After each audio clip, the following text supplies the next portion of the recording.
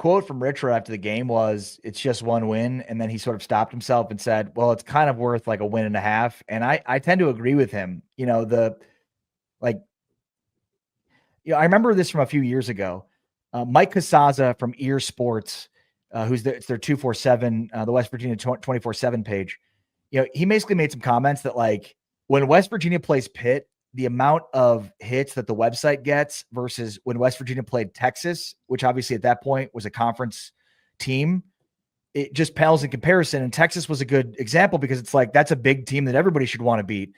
And I mean, the point being that, like, nobody it's a West Virginia fan that lives in the East Coast, that lives in Morgantown, that lives in that area, like, goes to work and sees Texas fans. The idea here is, if you're a Baylor fan living in Dallas, like, you go to work and you see Texas Tech fans and you see Texas fans. And, like, that's the whole idea of, like, these are friends of yours. They're around you. Like, that's where the rivalry is born out of. And so West Virginia is really, really much alone in that regard. And so Pitt is still that for them. And Pitt is still a huge difference maker on their schedule. So that's a big win